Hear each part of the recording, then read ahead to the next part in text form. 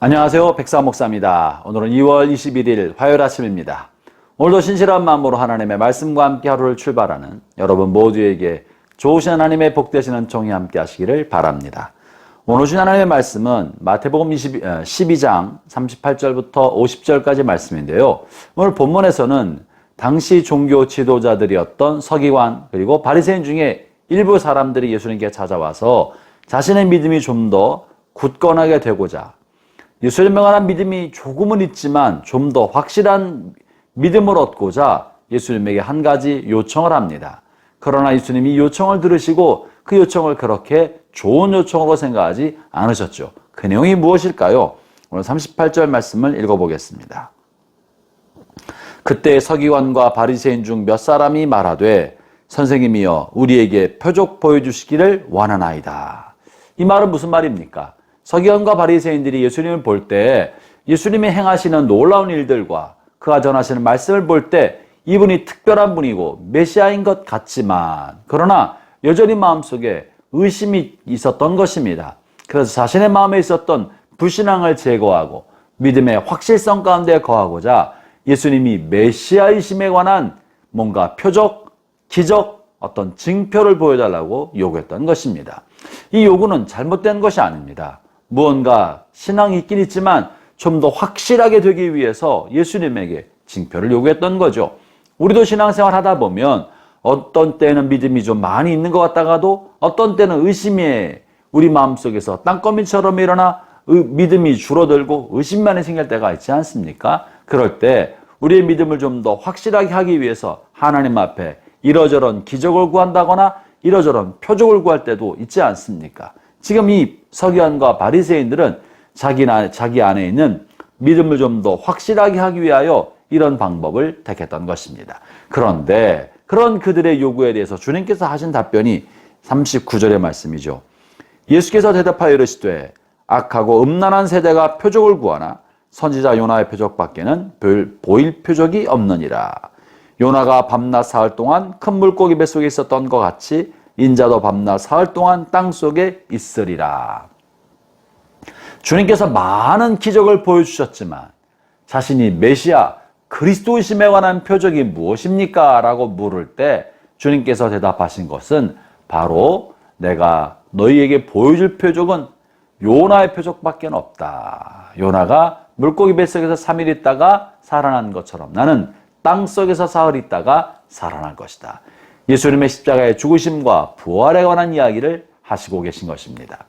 사랑하는 형제자매 여러분, 이것이 우리에게 주신 주님의 말씀입니다. 때로 우리 마음속에도 의심의 파도를 잠재우고 신앙의 확실성에 있고자 하나님을 향하여 표적을 주십시오, 기적을 주십시오, 이러이런 기도로 응답해 주시면 내가 믿음에 굳건히 서 있겠습니다. 내가 믿음에 확실성이 있고자 하나님 나에게 이러이런 기적을 베풀어 달라고 구할 때도 있지 않습니까? 그런 우리에게 우리가 믿음의 확실성에 거하는 방법은 바로 이러저런 표적을 경험하는 것이 아니라 예수님이 보내신 유일한 표적, 참다운 표적, 다시 말하면 십자가의 죽으심과 부활에 관한 확실성에 머물라는 이야기를 하고 계신 것입니다.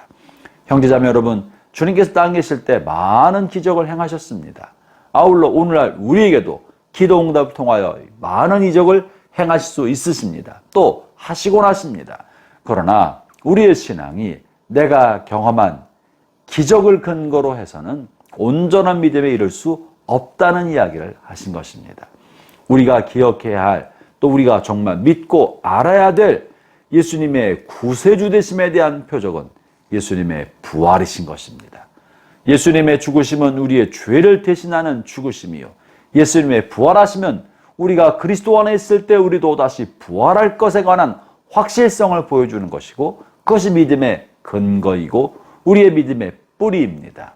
이 이외에 우리가 개인적으로 경험하는 많은 기적의 체험이나 은혜의 체험은 다만 우리를 도우시는 한 방편이지 그것이 신앙의 기초가 되어서는 안 된다는 것입니다. 오히려 그런 나 자신이 경험한 기적을 신앙의 근거로 삼으려 하는 사람들에 관하여 주님께서 악하고 음란한 세대가 표적을 구한다는 말씀으로 그것을 책망하신 것입니다.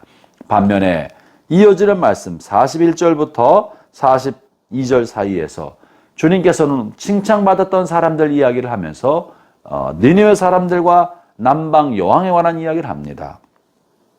심판 때 니느웨 사람이 일어나 이 세대 사람들을 정죄하리니 이는 그들이 요나의 전도를 받고 회개하였음이거니와 이렇게 말하고 있지 않습니까?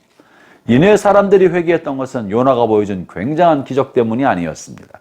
요나의 전도의 말씀을 듣고 그 말씀이 옳기 때문에 이들은 회개하고 돌이켰다는 거죠. 남방 여인들, 남방 여왕은 솔로몬에 관한 소문을 듣고 그의 가르침을 더 많이 배우고자 먼 길을 찾아왔다고 이야기를 하면서 우리의 믿음은 그러니까 이런 사람들이 오히려 이 세대 표적을 구하고 믿음의 반석에 서지 못하는 사람들을 책망할 거라고 말하고 있지 않습니까? 그러므로 참다운 믿음은 어떤 기적을 경험해서 생기는 것이 아니라 하나님의 말씀을 믿고 그 말씀에 순종함으로 생긴다고 말하고 있는 것입니다.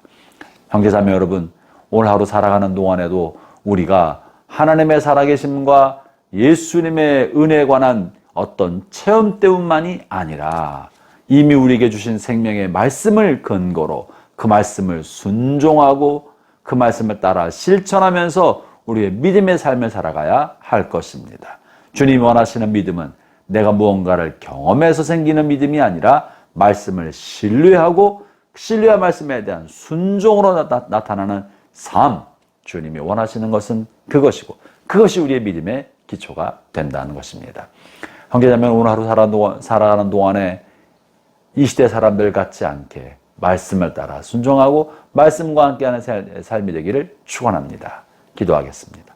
하나님 아버지 감사합니다. 때때로 우리의 마음속에도 신앙의 확실성을 얻고자 기적을 요구할 때가 있지만 주님, 우리의 믿음이 체험과 기적에 머물지 않고 하나님의 말씀에 관한 순종, 말씀에 관한 신뢰로 믿음을 얻고 그 말씀을 신뢰함으로 순종하여 하나님께 영광되는 참된 신앙생활이 될 수 있게 하여 주옵소서. 예수님 이름으로 기도합니다. 아멘.